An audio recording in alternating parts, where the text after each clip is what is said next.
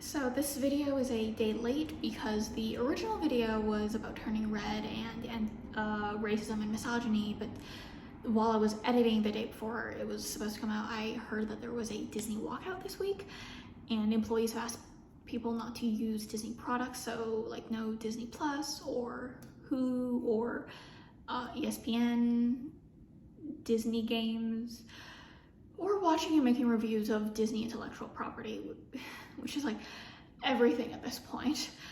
Anyways, I'm not arrogant enough to think that my video would affect anything, but I also don't want to be that asshole who crosses the virtual picket line. I mean, the research I did and the stuff I filmed aren't going anywhere unless my laptop finally shits itself, which it very well may, because this is a decade old. I am also amazed that it is still working. Anyways, I put a petition in the description as well as a link to the full text of the Florida Don't Say Gay bill, which is basically all of the research I did for this video because I made it in 24 hours and also I have a life. Anyways, what I did read about while I was researching is just how insidious the message "think of the children" can be when it comes to getting people to sign away their rights. There have been people who argue that the bill only prevents children from kindergarten through third grade from learning about sex acts, which is clearly false to anyone who's read the actual text of the bill. It states, "Classroom instruction by school personnel or third parties on sexual orientation or gender identity may not occur in kindergarten through grade 3 or in a manner that is not age appropriate or developmentally appropriate for students in accordance with state standards." And if you thought that last part is really vague, you're right.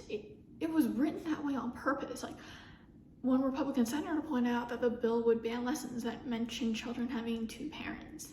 Another brought up amending the text of the bill to only limit lessons on human sexual activity, only for the bill's sponsor, yet another Republican senator, to tell him that it would, quote, gut the bill.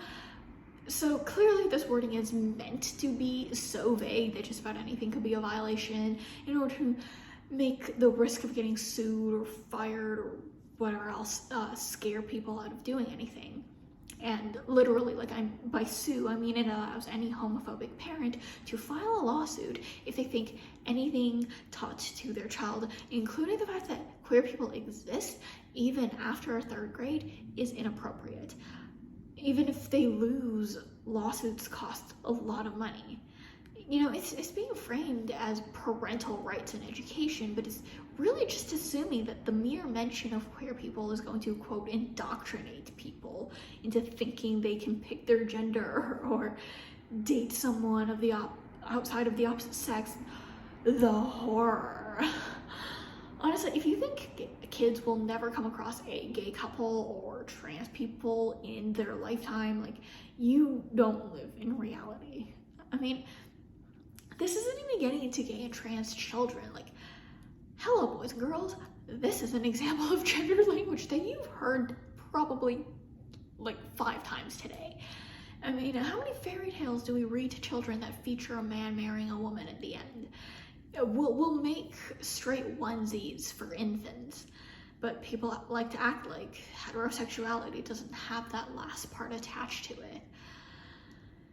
Anyways, like every other law that was passed to save the children, it actually ends up hurting kids. You know, children who receive comprehensive sex education are actually more equipped to deal with child sexual abuse. It turns out arming kids with knowledge of their bodies and internal organs is more helpful than pretending like they don't have any. Who'd have thought? You know, and queer people are not inherently inappropriate or sexual. God, if I could erase one word from the English language, it would be inherently, but that's not really the point. The point is, queer children exist as well. When I was 6 years old, I moved to Indiana and started going to school there. I didn't really speak English at this time, so I just kind of imitated the noises that my classmates made. I definitely didn't know when the scrunchie keeping my ponytail tied broke during either lunch or recess. to ask for a new one, but I didn't have to because this girl from second grade, no less, came up to me and gave me one of hers. And I remember it was blue, light blue, with these two big beads at the end, that shone like rainbows under the sunlight. And my mom really likes watching C-dramas, so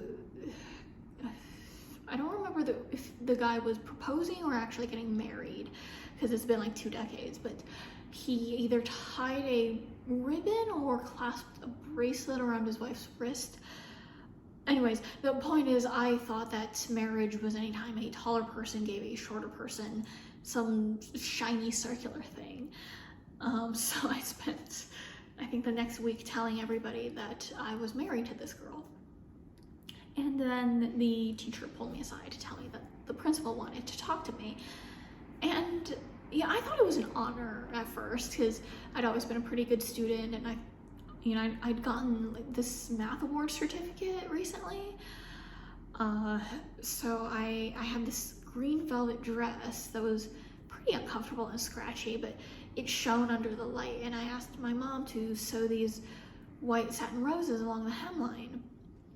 And I was really excited and proud to get to the principal's office wearing this dress for what ended up being the last time. And I will never forget this. He sat me down and asked if I was a deviant. That was one of the words I didn't know yet, so I told him so. But I could tell from his tone of voice that it wasn't a good word. Anyways, that, and more likely than not, a combination of the fact that I was a few months younger, that I'd always been pretty small for my age, that I wasn't black, and she was like dark black. So she looked more than just a few months older. The point is, I didn't really get in trouble. Just everybody assumed that she had groomed me. Like, we were the same age. She was a few months older, but we were both 6. And, I never saw that girl again. Her parents pulled her out of school, and I don't know if this was so they could take her to a conversion camp or something.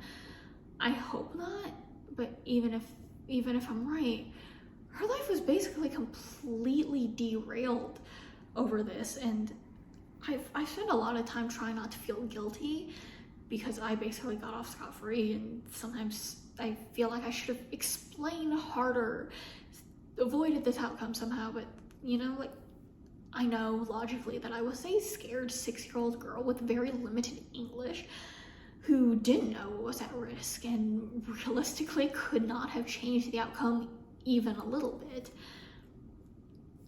But what I did know even back then was that I liked girls. And I kept that quiet for years because of what happened. Nobody indoctrinated either of us.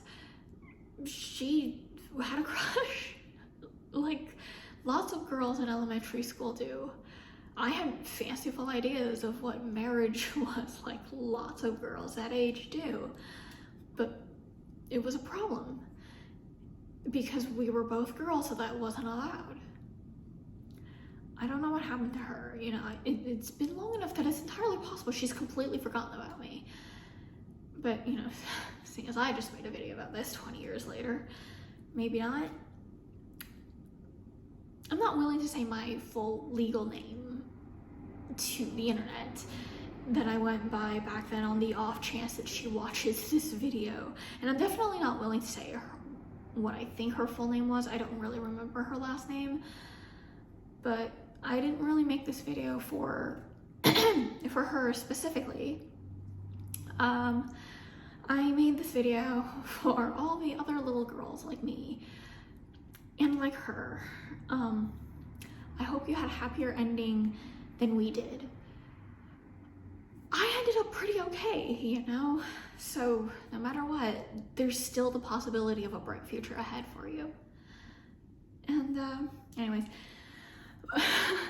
this isn't really a pun, but given the bill we're talking about, it feels appropriate to ask, what is both queer and happy?